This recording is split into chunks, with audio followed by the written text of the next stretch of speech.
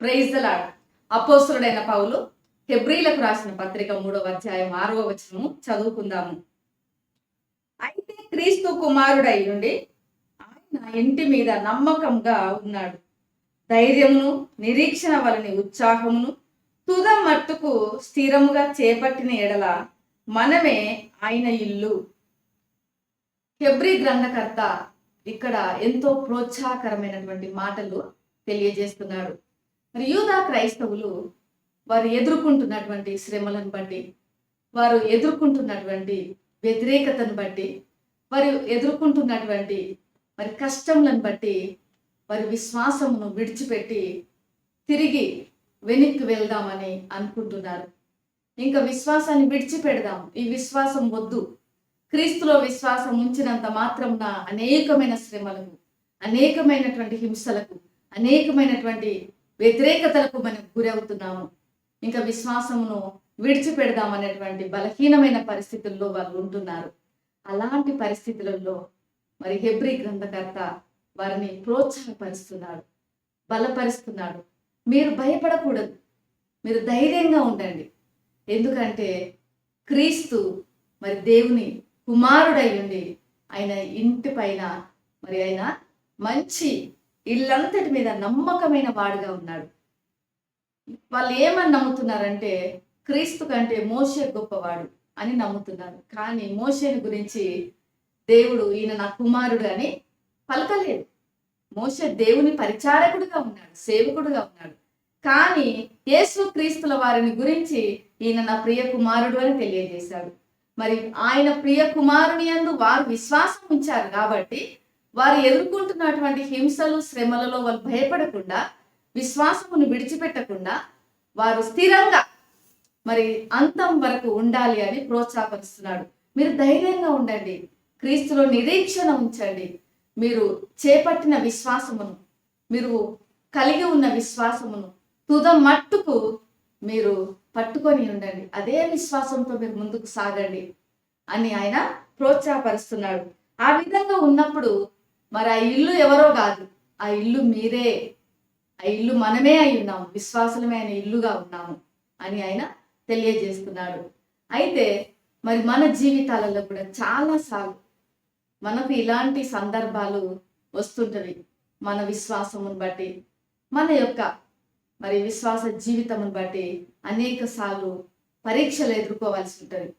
చాలాసార్లు వ్యతిరేకతలు వస్తుంటవి, హింసలు కలుగుతుంటవి. అనేక సార్లు మనల్ని మరి ఎగతాళి చేసేవారు ఉంటారు, అపహాసం చేసేవారు ఉంటారు, మన విశ్వాసమును బట్టి మనల్ని గురించి నవ్వుకునేవారు ఉంటారు.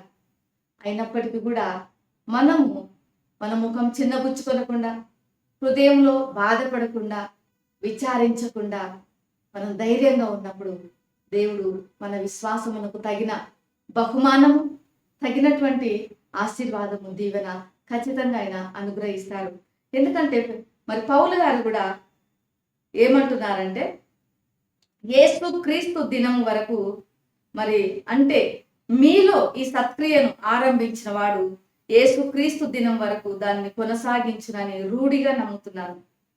అంటే మనలో సత్క్రియను ఆరంభించిన వాడు మరి అంతం వరకు దానిని కొనసాగించుటకు ఖచ్చితంగా యేసు క్రీస్తునందు మనకు సహాయం చేస్తాడని మనం నమ్మాలి. ఏదో ఒక్కరోజు విశ్వాసం ఉంచి మరి దాన్ని వదిలిపెట్టడం కాదు, మనం అంతం వరకు, మన జీవితం యొక్క చివరి గడియ వరకు కూడా క్రీస్తునందు సంపూర్ణ విశ్వాసం కలిగి మనం జీవించాలి. భయపడకుండా ధైర్యంగా మనం ముందుకు సాగాలి. ఇంకా మరి పేతురు భక్తుడు కూడా ఈ విధమైనటువంటి మాటలతో ప్రోత్సాహపరుస్తున్నాడు.